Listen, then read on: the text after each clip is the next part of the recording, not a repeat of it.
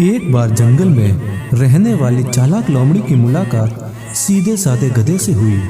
उसने गधे के सामने मित्रता का प्रस्ताव रखा। सुनो गधे भाई, क्या तुम मुझसे मित्रता करना पसंद करोगे? गधे का कोई मित्र नहीं था।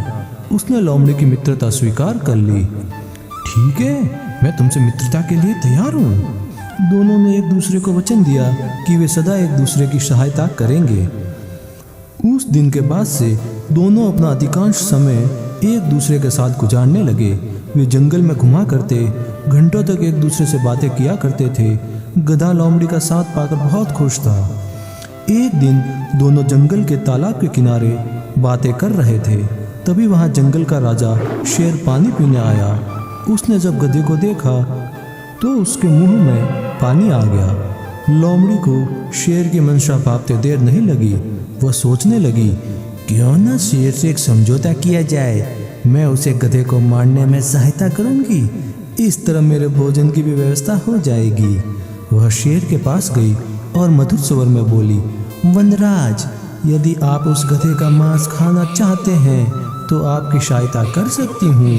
बस आप मुझे वचन दे कि आप मुझे कोई नुकसान नहीं पहुँचाएंगे और थोड़ा सा मांस मुझे भी दे देंगे। शेर भला सामने से आ रहे प्रस्ताव को अस्वीकार क्यों करता? वह मान गया। ठीक है, मुझे तुम्हारा प्रस्ताव स्वीकार है। अगले दिन योजना अनुसार लोमड़ी गधे को भोजन ढूंढने के बहाने जंगल के एक ऐसे स्थान पर ले गई जहां पर एक गहरा गड्ढा था।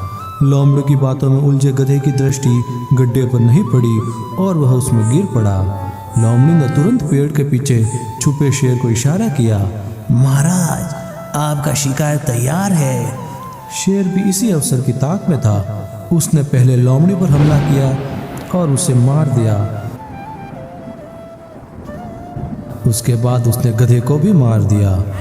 दोनों के मांस की दावत उसने कई दिनों तक उड़ाई। दोस्तों, मित्रों को धोखा देने वाले का परिणाम हमेशा बुरा होता है।